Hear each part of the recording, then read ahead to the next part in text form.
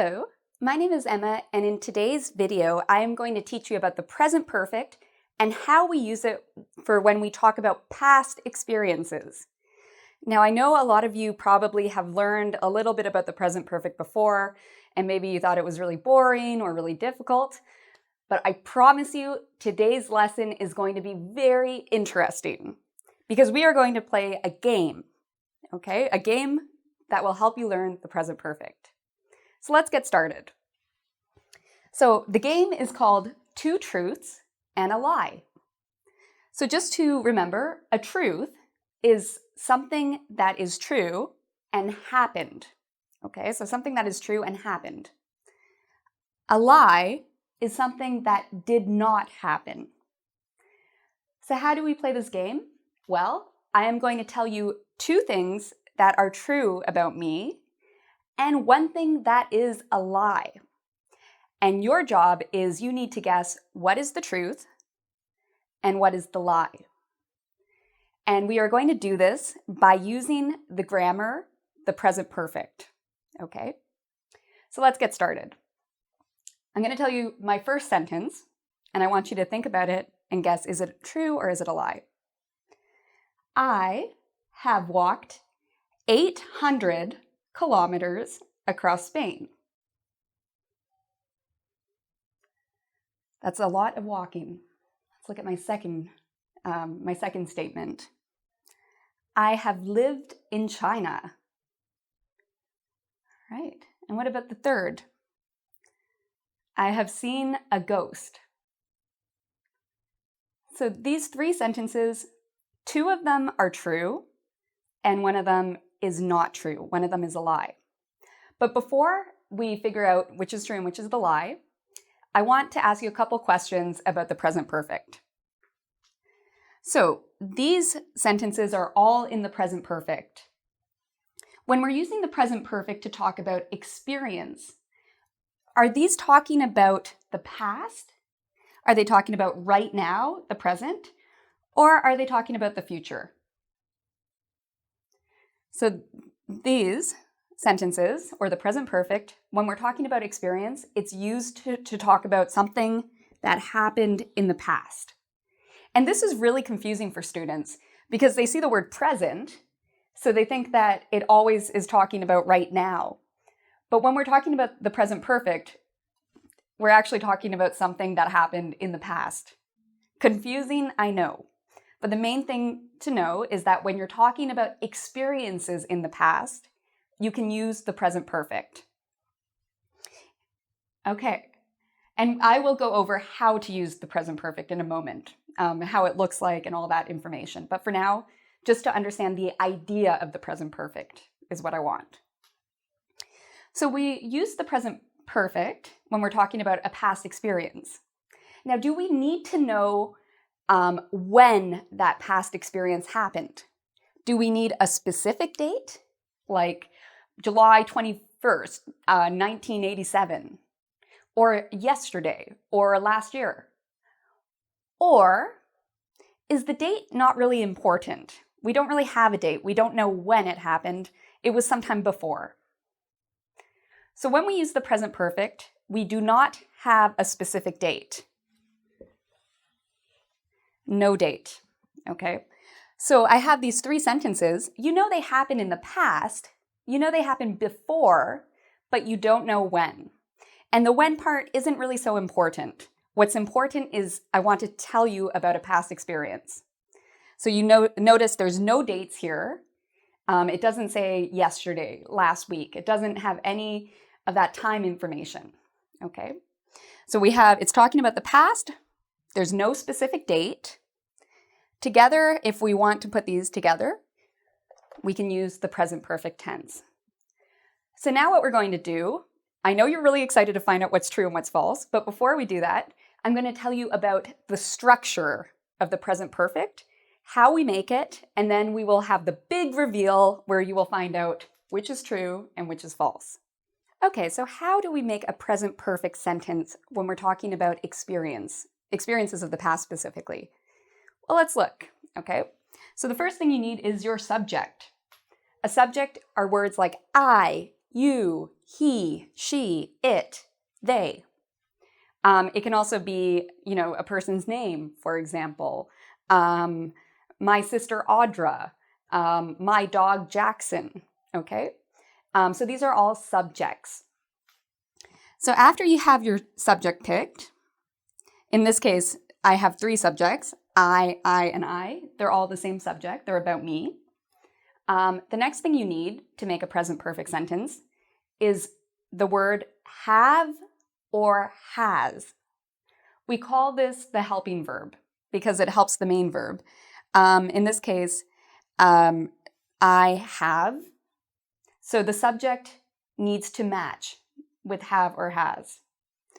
I have, you have, he or she or it has. So to match, and it is not have, it's has. And they have. Okay, so again, you have your subject, you have the words have or has. Or if you want it to be a negative sentence about something you didn't do, you can use have not or has not. Okay, those are possible.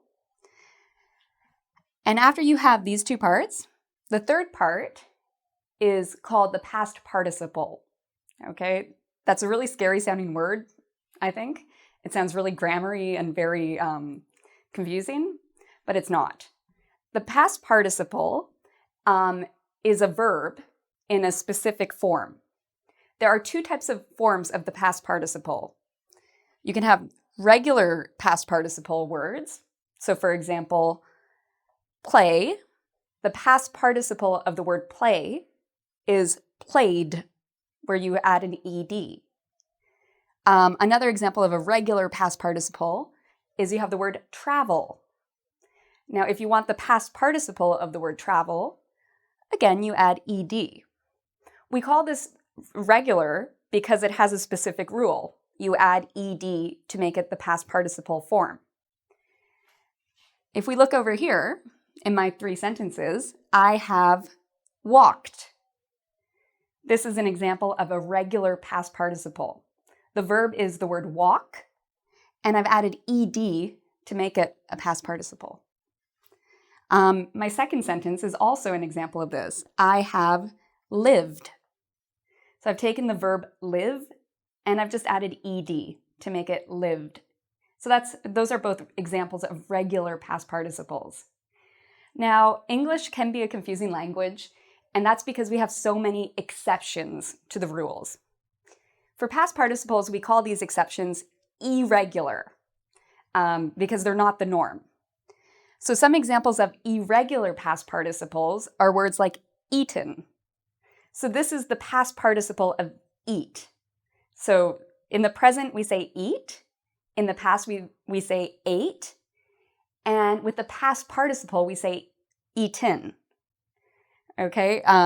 Or same with the word make. We say make in the present, made in the past, and the past participle of make is made.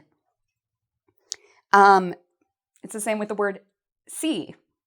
The past participle of see is seen. Or do, the past participle is done. Or drink. I drink water, I drank water, I have drunk water. So drunk is the past participle. So how do you learn the past participles? If they're not if they are not regular, then a lot of the times you just have to memorize them, okay? And you'll start noticing some patterns, but the best advice I can give you is think about the words you use a lot and start there. So if you like to talk about food and experiences with food, memorizing the word eaten is probably a good idea for you, okay? So start with the words you use a lot. Okay, so if we look at my example up here, we have an example of an irregular past participle. I have seen a ghost.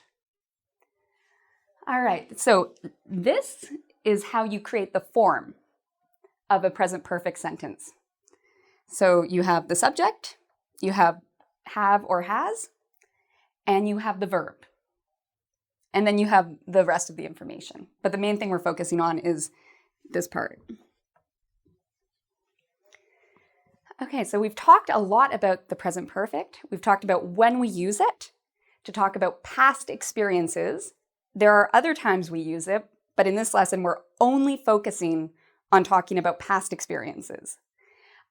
We've talked about the form of the present perfect, and now we are going to do the big reveal. We're going to find out what is true and what is false. Okay, what are my two truths and what is my lie? I have walked 800 kilometers across Spain. What do you think? This is true.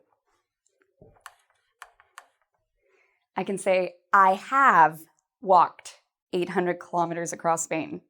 Very crazy, I know. It took 33 days, very long time.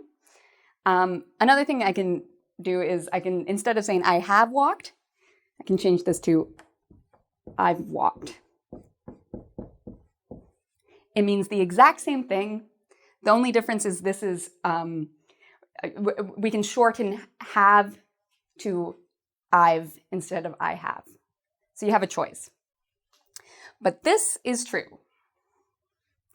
What about number 2?